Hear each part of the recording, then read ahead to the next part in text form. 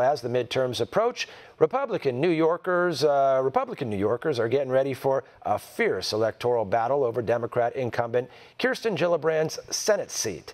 One America's Chris Carter caught up with GOP candidate Chele Farley, who spoke about her plans if she gets elected. Chele Farley, running for Senate in New York. Thanks for joining One America News. Chris, it's great to be here. Talk to me a little bit about Judge Kavanaugh and what's happened to him. You're a Republican woman. Has he been treated fairly? Well, I am glad that both sides got to have their hearing, that Dr. Ford was able to be heard, and that they ended up doing an FBI investigation. My understanding from that investigation is there's no corroboration.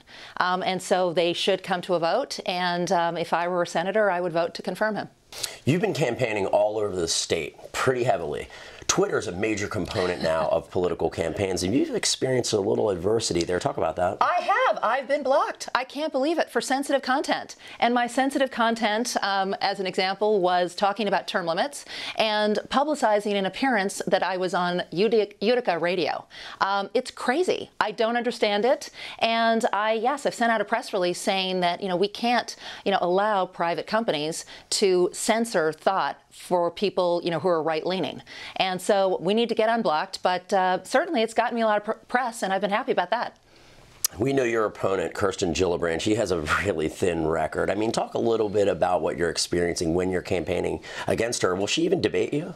Well, that's an excellent question. So I've accepted 5 debates, 2 of them actually with dates and times, and from very well-known New York One, Spectrum, the League of Women Voters, WABC. I would love to do one here on One America News, but she has not accepted a single debate, and I think that is because she is afraid to actually get out there and talk to the people about New York about how little she's accomplished. She has been in Washington almost 12 years, and during that time, she has passed exactly one bill to rename a post office. It's crazy. New York needs somebody who's going to be thinking about them, and that is why we lost 1 million people. 1 million people have left the state of New York since 2010. It's crazy, and we need to bring our money back, and we need to get more bills passed, and I will do that when I'm elected to the Senate. Trump has just had a major victory with the new trade deals with Canada. How is this going to affect New Yorkers in upstate? It's fantastic for New York. And I've already called on Kirsten Gillibrand to vote yes.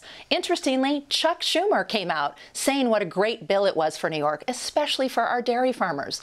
Kirsten Gillibrand said the dairy industry is doing terribly, and half of our agricultural revenues in New York are from dairy. Her very first bill that she proposed was to help the dairy industry. Sadly, like the other 300-plus bills she's promoted, not a single one of them has passed.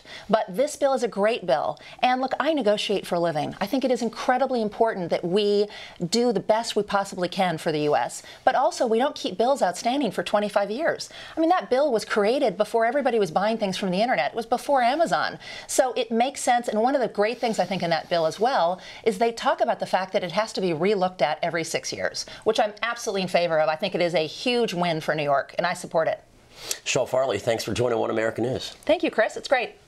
Want to see more videos like this?